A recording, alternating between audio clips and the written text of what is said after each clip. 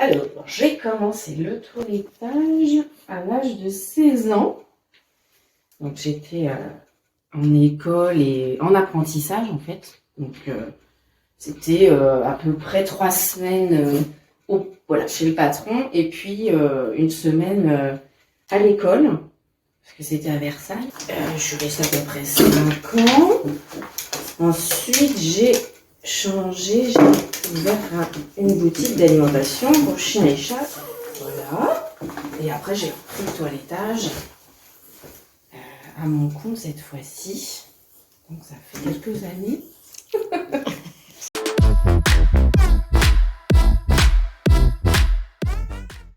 Si les gens connaissent, c'est 20 km autour de Puisieux. Donc après, ça peut être Isis, le Rouk, Saint-Souplès, Saint-Patu, Ouasserie. Je vais aller jusqu'à Lanil-Sec aussi, Damartin-Gouel, mais on est vraiment à la limite. Et aussi, je vais aller sur Maxy, Quincy voisin. Voilà. Donc on est vraiment sur un large secteur. Au-delà, voilà, ça fait 20 km. Mais après, c'est vraiment, je peux prendre des frais kilométriques si vraiment, voilà, il y a des cas extrêmes, mais bon.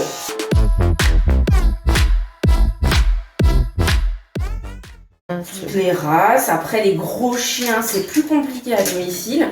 Donc, il faut vraiment que le chien soit assez calme, parce que j'ai une table adaptée aux gros chiens. Mais c'est vrai que c'est une table qui fait 15 kilos. Si le chien en fait 40 et qu'il bouge énormément, ça peut être dangereux. Après, sinon, s'il est calme, il n'y a pas de problème. Petit chien, donc toute race, épilation, qu'est-ce qu'on peut avoir, coupe-ciseaux, voilà, les ongles, les oreilles, tout y quanti.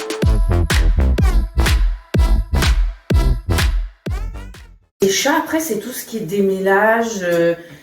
Malheureusement, quand ils sont trop emmêlés, il faut faire tondre les nœuds. Mais bon, ça, après, c'est vraiment cas extrême.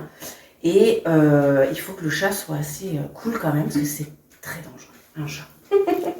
Voilà, ça ne se tient pas tout seul sur la table. Et on ne peut pas, disons, plutôt lui mettre des chaînes comme là, ou des attaches. Il faut être à deux avec le maître. Et du coup, le maintenir, c'est complètement différent, les chats. Voilà.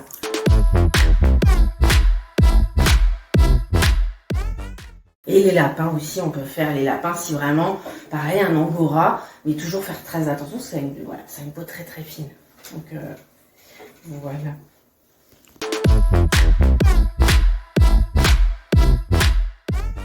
Tout ce qui est animaux, oui, assez âgés justement, où là on va vraiment faire le minimum, ou vraiment pas les embêter trop.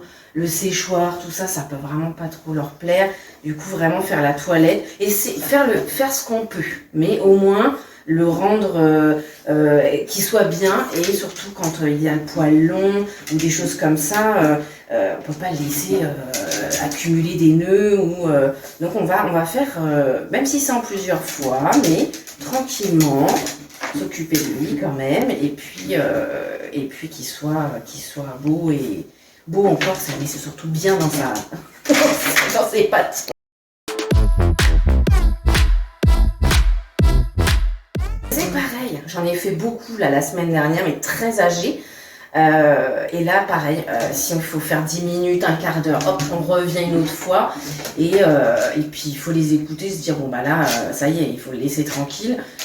Mais c'est vrai qu'un chat âgé ne fait plus souvent sa toilette comme avant, donc du coup il peut se retrouver avec des petits nœuds partout, donc pas attendre trop longtemps surtout, parce que ça va, déjà ils supportent très mal les chats, le toilettage, faut pas que ce soit trop long, et quand ils sont âgés, justement ne pas attendre trop longtemps pour le faire peigner, brosser, pas que ça devienne un chantier, que les gens soient obligés de l'emmener chez le vétérinaire, qu'il soit endormi. Et complètement, parce qu'une anesthésie générale sur un chat, c'est âgé. Là, non, ça peut être dangereux. Donc, il faut éviter. Et voilà. Mais il faut encore connaître. Mes clients d'il y a 2 semaines ne connaissaient pas le toilettage pour chat. Donc, ils se sont dit, mais ah ben oui, tiens, ça existe quand même. Donc, on va appeler un toiletteur. Et on a réussi en 2 fois à enlever tous ces petits nœuds malgré tout. Sur le dos, et voilà.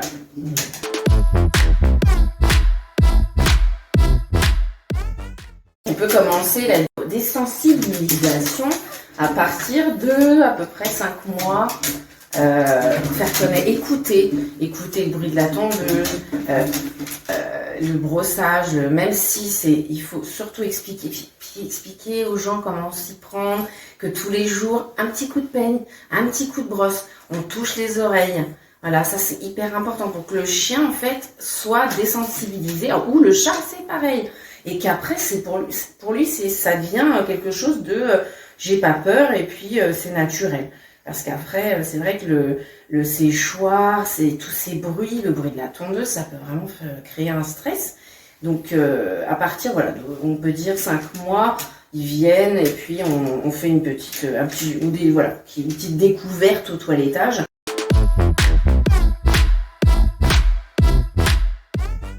Aussi, bien sûr, mais petit à petit, hein, ça peut être j'ai des chiens très très compliqués, ou même qui ont été toilettés toute leur vie, mais qui ont comme un trauma. En fait, on ne sait pas ce qui s'est passé, et c'est la tondeuse. Ils ont l'impression qu'on va leur faire du mal.